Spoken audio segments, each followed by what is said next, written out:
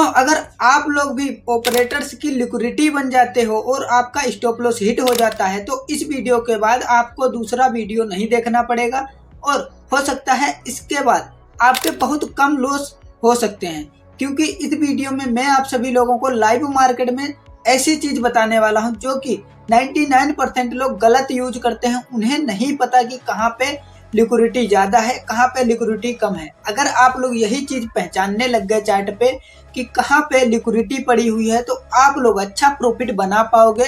कैसे? वो चार्ट को रीड करके, चार्ट को देख। हर एक बिगिनर हर चीज चार्ट पे ही देखता है, तो मैं भी आप लोगों को चार्ट पे ही बताने वाला हूं कि किस तरह से एक ऑपरेटर सोचता है, एक बिगिनर सोचता है और कहां पे बिगिनर्स की लिक्विडिटी पड़ी होती है। यानी कि एक प्रो ट्रेडर की लिक्विडिटी कहां है, एक बिगिनर की कहां है। ये चीज अगर आप लोग समझ गए तो आप लोग मार्केट से अच्छा खासा पैसा बना पाओगे और आपके स्टॉप लॉस 10 में 8 बार या 7 बार बचा रहेगा। क्यों? क्योंकि 99% लोग जहां पे नहीं सोच पा रहे हैं, उनका थिंकिंग नहीं वर्क कर रहा है, तो वहां पे आप लोग प्रॉफिट बना पाओगे। तो इस वीडियो को लास्ट तक देखना। अभी आप लोगों को लेके चलता हूँ लैपटॉप पे सारी चीजें डिस्कस करते हैं। यहाँ पे लैपटॉप पे मैं जैसे ओपन किया हूँ तो यहाँ पे लाइव चार्ट लगाने के लिए मैंने इथेरियम का चार्ट यूज किया।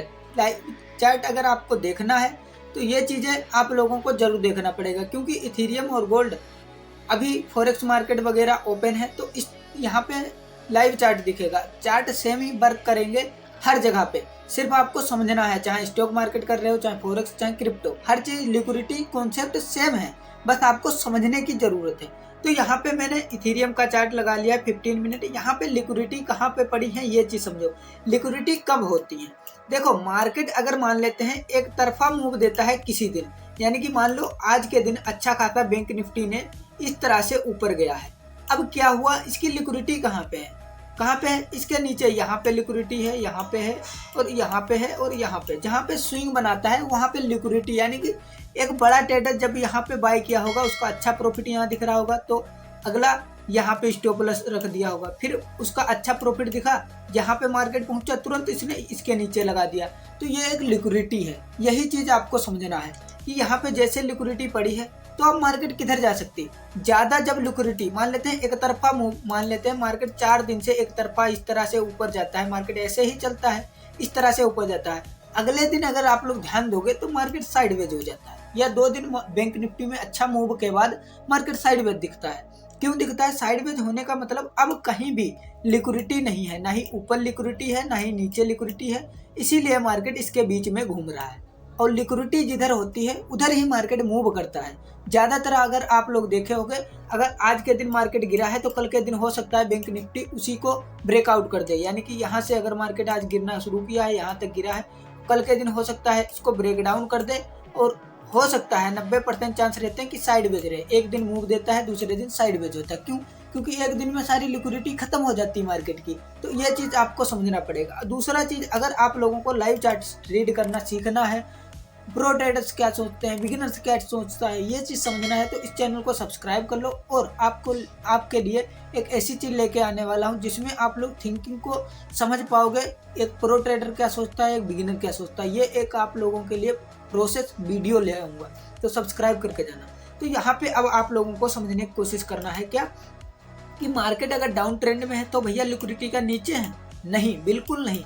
जब मार्केट नीचे गिरेगा तो इसके ऊपर लिक्विडिटी होंगी, यानी कि स्टॉप लॉस बहुत से लोग, प्रो ट्रेडर ज्यादातर ट्रेल करते हैं।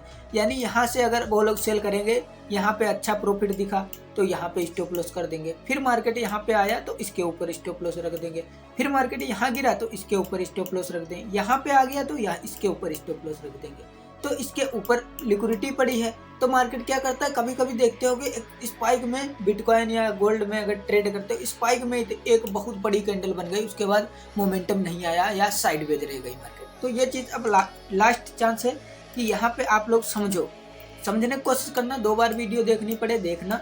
अब देखो यहाँ पे मार्केट में क्या हुआ, अभी लाइव चार्ट है इथेरियम का, यहाँ से मार्केट ने अच्छा मोमेंटम दिया, ठीक है, अच्छा खासा लोअर हाई बना के, हाई लो बना के ऊपर गया।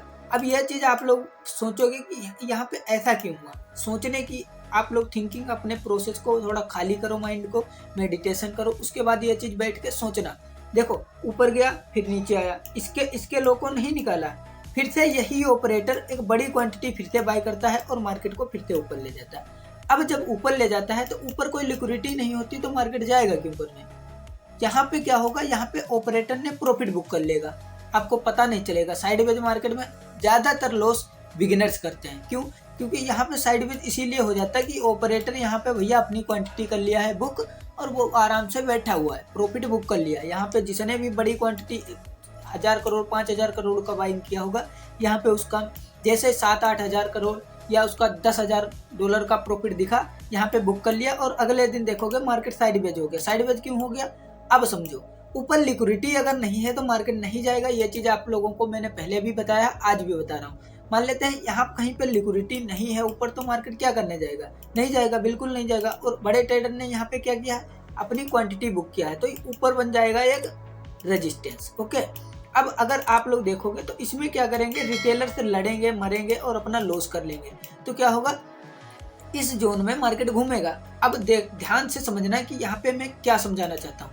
कभी भी मार्केट इस तरह से नीचे से इस तरह से साइडवेज होता है या ऊपर से आके मार्केट साइडवेज होता है, तो ज्यादातर फोकस करना कि फर्स्ट ब्रेकआउट पे आपको कहीं भी ट्रेड नहीं लेना है। एग्जांपल के लिए मार्केट नीचे से इस तरह से आया और इसको ब्रेकआउट कर देता है।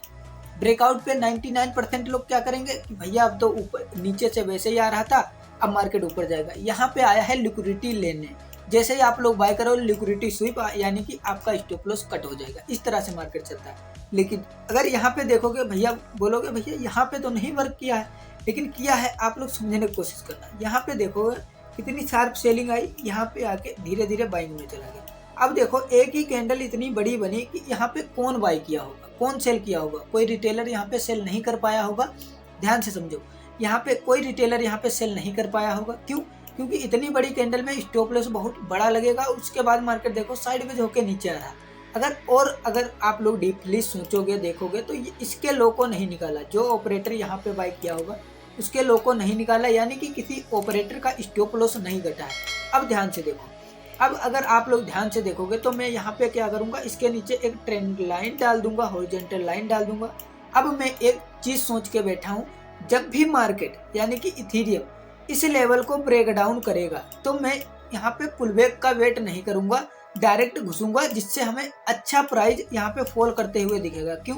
क्योंकि देखो पिछले चार्ट को देखो, यहाँ पे भर भर के लिक्विडिटी पड़ी हुई है। क्यों? क्योंकि यहाँ पे बड़े ट्रेडर ने बाइंग की। देखो बड़े ट्रेडर्स की बाइंग कैंडल, ये देखो, ये कैंडल देखो कितनी बड़ी, और यहाँ पे देखो कितनी बड़ी बड़ी कैंडल, यानी कि ये एक ऑपरेटर की कैंडल है।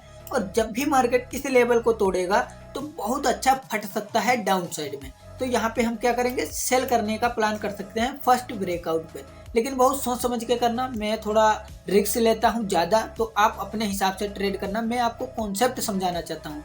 यहाँ पे क्या होगा, यहाँ पे जैसे ही मार्केट एक बड़ी रेड कैंडल बनाएगा तो यहाँ वाले ऑपरेटर या जो भी बाय किया होगा, रिटेलर ऑपरेटर जो भी होगा, बड़े ट्रेडर, यहाँ पे जैसे ही इसके बड़ी कैंडल देखेगा वो डर जाएगा कि भैया हमारा स्टॉप लॉस कटने वाला, मुझे निकलना चाहिए स्ट्रेट से।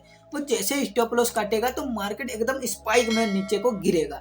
ये होता है लिक्विडिटी कॉन्सेप्ट। और यही चीज सेम होगी अगर इसने यहाँ पे बड़ी क्वांटिटी फिर से सोचा कि हमारा स्टॉप लॉस ना कटे, कि अभी जो प्रॉफिट हमें यहाँ पे प्रॉफिट मुझे $10,000 का दिख रहा था, अब ये $100 का दिख रहा है, तो क्यों ना मैं यहाँ पे $10,000 लगाए थे, यहाँ पे फिर से $20,000 डाल के मार्केट को ऊपर ले जाया जाए। तो फिर से यहाँ पे अगर बड़ी क्वांटिटी को बाय कर लेगा तो इस तरह से अगर कैंडल आएगा तो ये कैंडल इस तरह से क्लोज हो जाएगा। ठीक है, अब फिर मार्केट स्पाइक में ऊपर चला जाएगा। ठीक है, ये होती है लिक्विडिटी कॉन्सेप्ट। और यहाँ पे कुछ लोग सेल भी किए होंगे, मार्केट ने ब्रेकडाउन किया, रिटेस्ट किया, अब यहाँ पे कुछ लोग सेल किए होंगे, लेकिन नहीं, यहाँ पे पायर भी मजबूत हैं। ये चीज ध्यान रखना। अगर इस लेवल को, इस जोन को ध्यान से देखना, इस जोन को देखो अभी भी नहीं निकाल पाया है। इस जोन को अगर नहीं निकाल पाता है इथेरियम तो फिर से बाइंग में जाने के हाई चांस है। वीडियो कैसी लगी कमेंट में बताना। अगर आपके पास अभी बिटकॉइन में ट्रेड करने के लिए ब्रोकर नहीं, गोल्ड में ट्रेड करने के लिए ब्रोकर नहीं, तो डिस्क्रिप्शन बॉक्स चेक कर लो,